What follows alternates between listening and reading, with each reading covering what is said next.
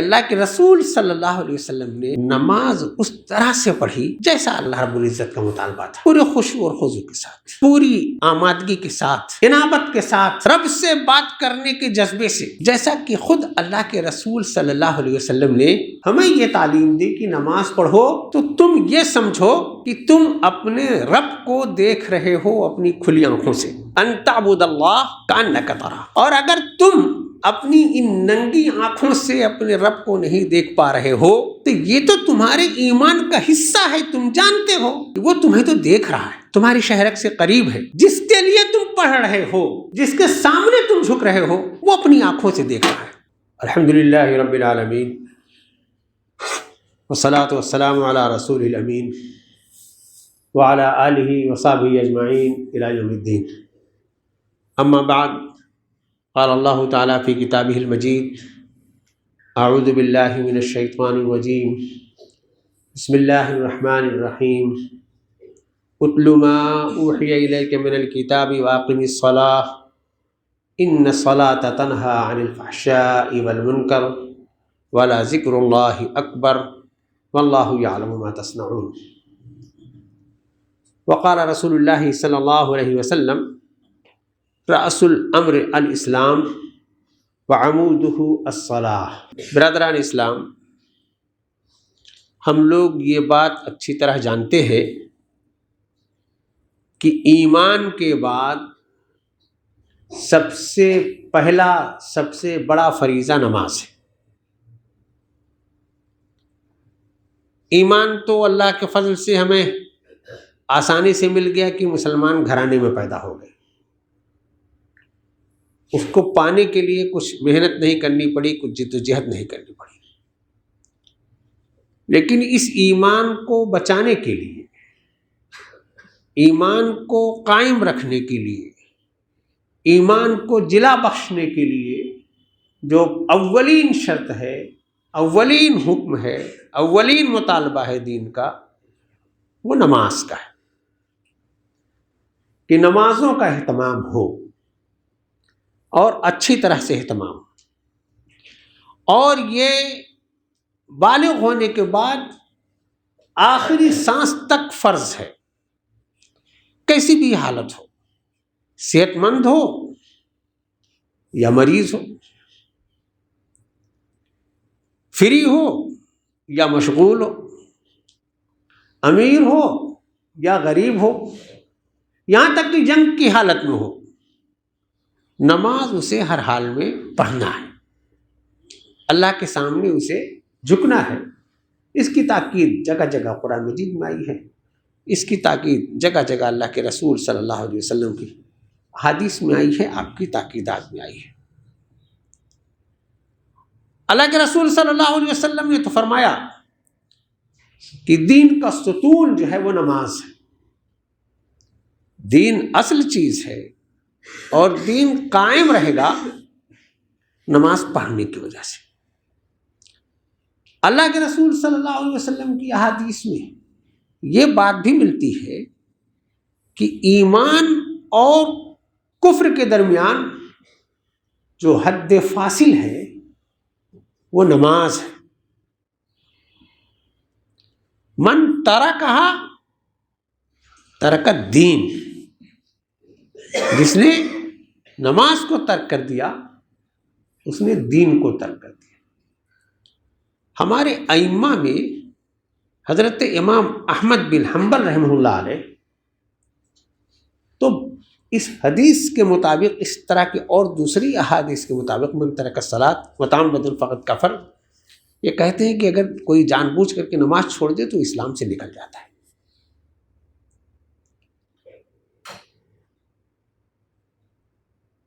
دوسرے ائمہ یہ کہتے ہیں کہ نکلتا نہیں، نکلنے کے قریب ہو جاتا ہے۔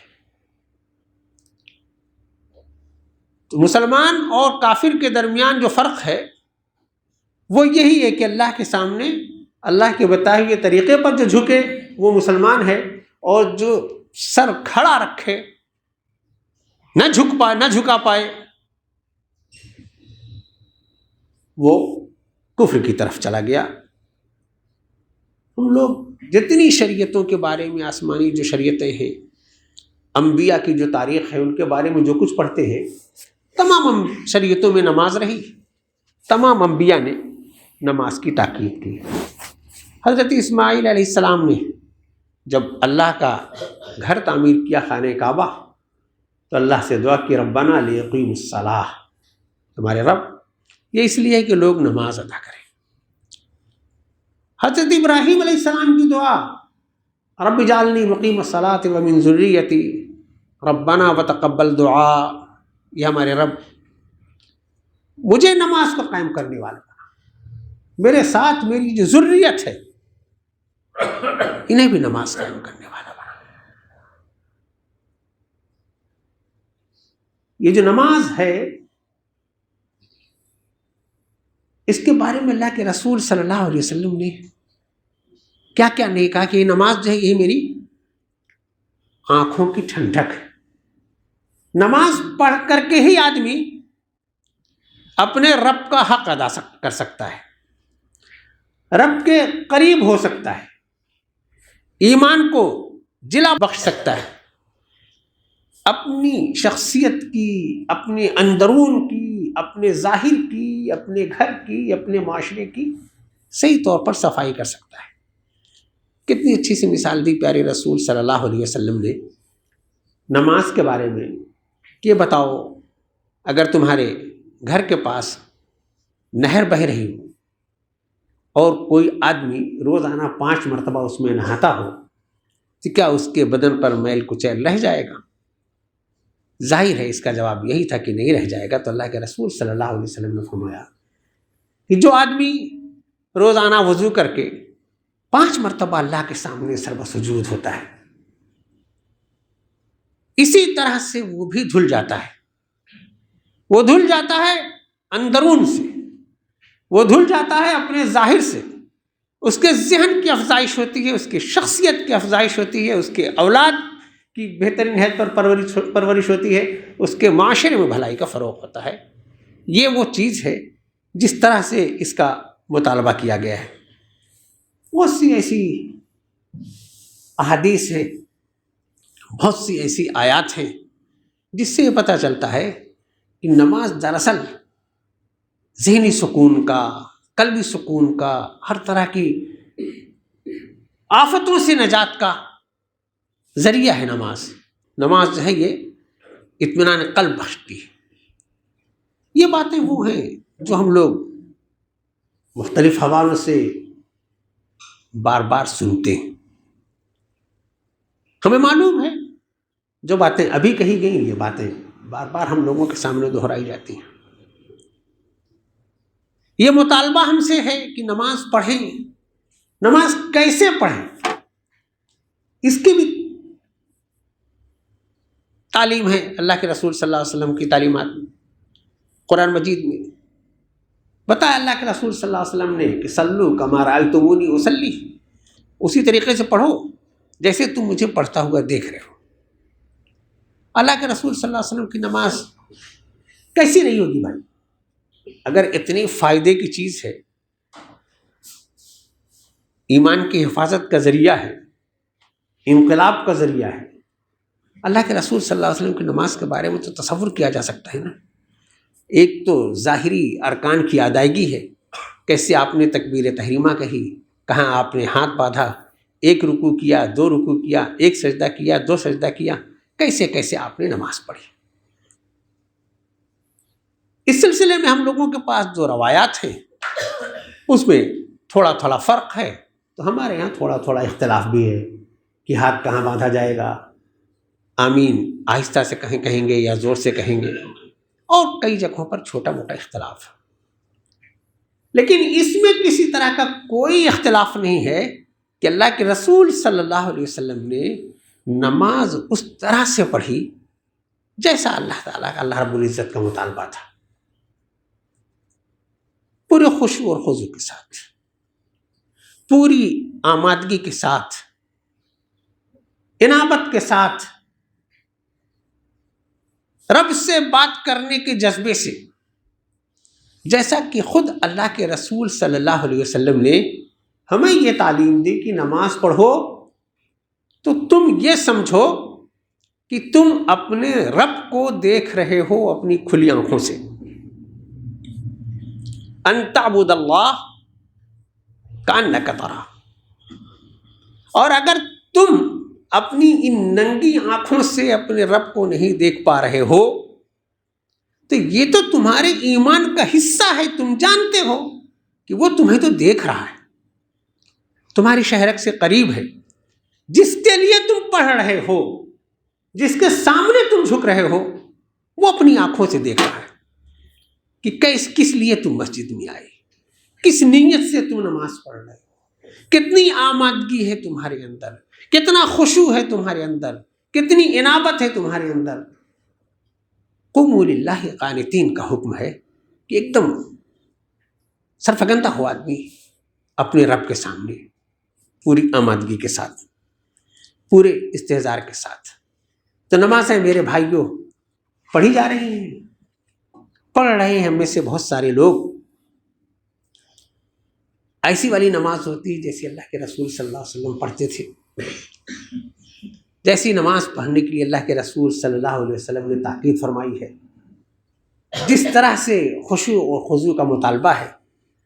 جن لوگوں کے لیے نماز کے ذریعے کامیابی کی بشارت ہے, قد افلح المؤمنون الذین هم فی صلاتهم خاشعون, ان کی نماز میں ایک دم فروتنی ہوتی تھی, پوری طرح سے آمادگی ہوتی تھی.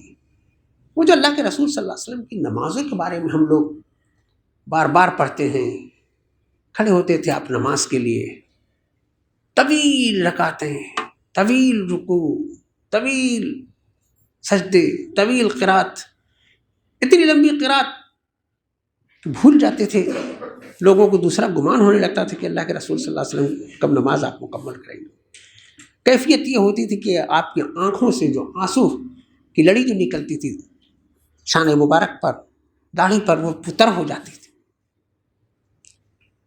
ان نمازوں کا تجربہ کرنا چاہیے ہمیں. جب اللہ کے رسول صلی اللہ علیہ وسلم نے فرمایا ہے کہ صلو کما رأیتمونی اصلی, ویسے پڑھو جیسے میں پڑھتا ہوں. اب جیسی اللہ کے رسول صلی اللہ علیہ وسلم سے نماز پڑھنے کی روایات ہم تک پہنچی ہیں, اس طرح سے اس کیفیت کے ساتھ پڑھنا ہے.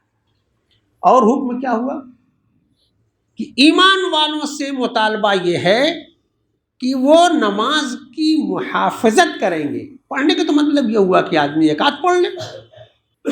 قرآن مجید میں 2-3 جگہوں پر تاکید ہے کہ نمازوں کی حفاظت کرو اور اس کے ساتھ صلاۃ وسطیٰ کی حفاظت کرو. مومنوں کی تعریف یہ ہے وہ جو اپنی نمازوں کی صحیح طور پر حفاظت کرتے ہیں. نمازوں کی حفاظت کا مطلب کیا ہے, یہ بھی ہم کو سمجھنا چاہیے. نماز اپنے وقت پر, نماز پورے اہتمام کے ساتھ, نماز 5 وقت پر. حضرت ابن مسعود رضی اللہ تعالیٰ عنہ کی روایت ہے کہ رسول پاک صلی اللہ علیہ وسلم سے پوچھا کہ سب سے اچھا عمل کون ہے؟ آپ نے فرمایا الصلاۃ لوقتہا, نماز اپنے صحیح وقت پر پڑھی جائے, صحیح طریقے سے پڑھی جائے. قرآن مجید میں نماز کے لیے جہاں جہاں تاکید آئی ہے وہاں اقامت صلاۃ کا لفظ آیا ہے. نماز ٹھیک اچھے طریقے سے پڑھی جائے, جس میں وقت کی بھی تاکید ہے, جس میں اعتدال تعدیل ارکان کی بھی تاکید ہے, جس میں خشوع اور خضوع کی بھی تاکید ہے, جس میں آمادگی کی بھی تاکید ہے, جس میں اجتماعی طور پر نماز کو قائم کرنے کی بھی تاکید ہے. اللہ کے رسول صلی اللہ علیہ وسلم نے جو منافقین کی نشانیاں بتائی ہیں, نماز تو سب لوگ پڑھتے تھے نا, مدینہ منورہ میں نماز فرض ہو چکی تھی, نماز سب لوگ پڑھتے تھے. ان کی پہچان یہ تھی کہ وہ آتے تو تھے, قرآن مجید میں ہے کہ وَإِذَا قَامُوا إِلَى الصَّلَاةِ قَامُوا كُسَالَىٰ, سستی کے ساتھ, بے آمادگی کے. اس زمانے میں نماز بہت سے لوگ پڑھتے تھے اس لیے کہ پڑھنا ہوتا تھا, اس کے بغیر جو ہے وہ رہ نہیں سکتے تھے اس معاشرے میں, دکھاوے کے لیے پڑھتے تھے. تو نمازیں میرے بھائیوں ہمارے یہاں بھی پڑھی جا رہی ہیں. ایک تو وہ طریقہ جو اللہ کے رسول صلی اللہ علیہ وسلم کو بتایا, وہ جو ہے محافظت کا طریقہ ہے. خلاف ورزیاں تو اس میں بھی بہت ہو رہی ہیں.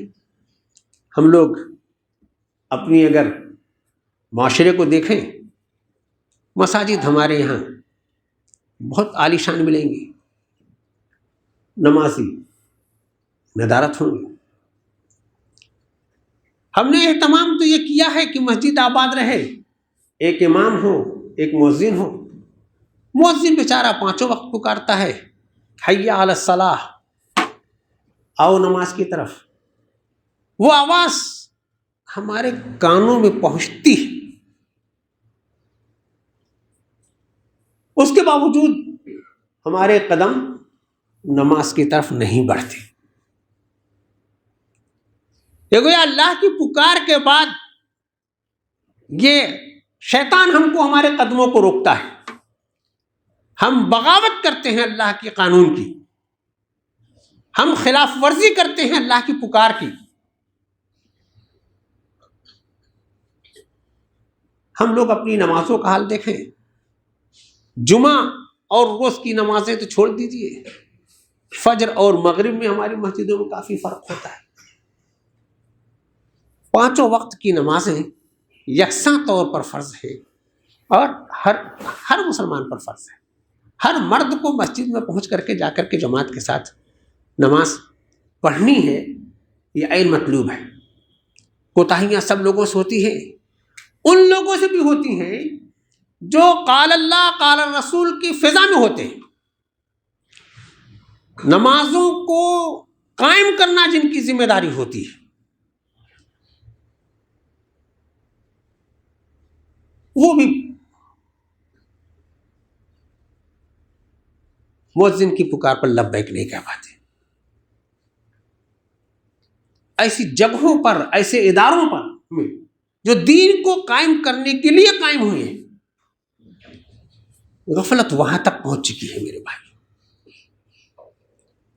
تو اتنی غفلت کے بعد ہم یہ چاہیں کہ سرفرازی ہمیں حاصل ہو، ہماری دعائیں اللہ تعالیٰ قبول کرے، ہمیں عزت کا مقام عطا کرے، ہمارے اوپر اپنی رحمتیں نازل کرے. نہیں میرے بھائی، اللہ تعالیٰ نے نماز چھوڑنے پر پچھلی قوموں کو بھی سزا دی. نماز چھوڑنے کا جس سے وعدہ لیا ہے وہ نماز نہیں پڑھے گی تو اسے بھی سزا ملے گی. سورہ مریم میں تمام انبیاء کے تذکرہ کے بعد آیت پاک وارد ہوئی، فخلف من بعدہم خلف اضاعوا الصلاۃ واتبعوا الشہوات فسوف یلقون غیہ. ان انبیاء کے جو جانشین ہوئے انہوں نے نمازیں چھوڑی، نمازوں کو ضائع کیا، پھر ظاہر ہے کہ نفسانی خواہشات کی پیروی میں آدمی مبتلا پڑے گا. سری گمراہی میں وہ ڈوبے، ہلاکت میں ڈوبے. اللہ تعالیٰ نے ان سے عزت و منزلت واپس لے لی. تو ہم کو جو عزت کی خواہش ہے، منزلت کی خواہش ہے، اپنے وقار کی خواہش ہے، اللہ سے یہ جو شکوہ ہے کہ سارے لوگ مل کر کے دعا کر رہے ہیں، دعاؤں میں اثر نہیں ہے، تو میرے بھائیوں ہم دعا کے لائق ہیں کیا؟ اللہ کے رسول صلی اللہ علیہ وسلم کی ان کی امتیوں کو جو آخری وصیت ہے، جس کی آپ نے بار بار تاکید کی ہے، آپ کے جو آخری الفاظ ہیں وہ الصلاۃ الصلاۃ الصلاۃ. یہ کس کے لیے؟ کس کو پکڑنا تھا نماز کا دامن؟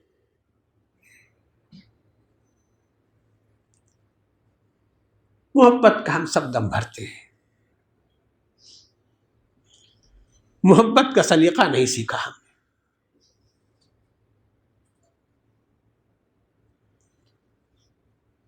محبت اللہ کے رسول صلی اللہ علیہ وسلم سے کرنا چاہتے ہیں، اور شیطان ہمارے اوپر حاوی ہے، ہمارے پیروں میں بیڑی بنا ہوا ہے، ہمارے نفس پر غالب ہے، ہمارے ذہن پر غالب ہے.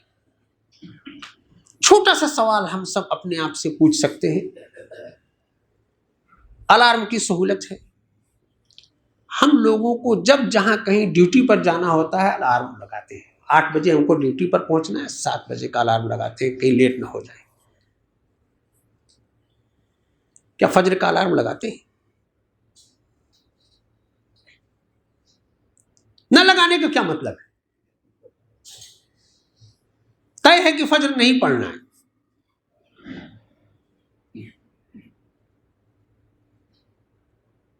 کون سی ڈیوٹی، کس کی ڈیوٹی کر کے ہم کامیابی حاصل کر رہے ہیں؟ یہ اللہ کی طرف سے جو مطالبہ ہے بہت چھوٹا سا مطالبہ ہے، بہت تھوڑا سا مطالبہ ہے، اور یہ ہم سب کے فائدے کے لیے، ہمارے معاشرے کے فائدے کے لیے، انسانیت کی بھلائی کے لیے. وہ اتنا بڑا فائدہ نہیں دکھائی دے رہا ہے میرے بھائیوں. کس نے ہمارے ذہنوں کو ایسا بنا دیا؟ ہم اگر اس دنیا میں سرخروئی چاہتے ہیں، آخرت میں سرفرازی چاہتے ہیں، اللہ کے رسول صلی اللہ علیہ وسلم کی شفاعت چاہتے ہیں، اللہ کا انعام چاہتے ہیں، تو یہ پہلا تقاضا ہم کو پورا کرنا پڑے گا اپنے عمل کے ذریعے، آمادگی کے ذریعے. اور یہی ہر کامیابی کی کنجی ہے میرے بھائی. اللہ کے رسول صلی اللہ علیہ وسلم نے بتایا یہ جنت کی بھی کنجی ہے، یہ کامیابی کی بھی کنجی ہے، یہ مصیبتوں سے آزادی کی بھی کنجی ہے، یہ اللہ کی رضا حاصل کرنے کی بھی کنجی ہے. میرے بھائیوں، حفاظت فرمائیں ہم اپنے ایمان کی، حفاظت فرمائیں ہم اللہ کے فرمان کی، حفاظت فرمائیں ہم اللہ کے رسول صلی اللہ علیہ وسلم کی سنت کی، اور حفاظت فرمائیں اپنی اس ایمان کی حفاظت کے لیے اولین فریضے کی. بہت کوتاہی ہوئی، دعا فرمائے اللہ تعالی ہمیں معاف فرمائے، ان کوتاہیوں کو معاف فرمائے. اللہ تعالی ہمیں اپنی اس رحمت کا صحیح شعور عطا فرمائے. اللہ تعالی اس عبادت کو صحیح تقاضے کے ساتھ ادا کرنے کی توفیق عطا فرمائے. جو کوتاہیاں ہوئیں اس کی تلافی کی جو تدابیر بتائی ہیں اللہ کے رسول صلی اللہ علیہ وسلم نے، اللہ تعالی ہمیں ان تدابیر کو اختیار کرنے کی توفیق عطا فرمائے. اللہ تعالی ہمیں نماز قائم کرنے والا بنائے، اللہ تعالی ہمیں نماز سے محبت کرنے والا بنائے. اللہ تعالی ہمیں ہماری ذریت کو نماز کا پابند بنائے. بارک اللہ لنا و لکم بالقرآن العظیم ونفعنا وإياكم بالآیات والذکر.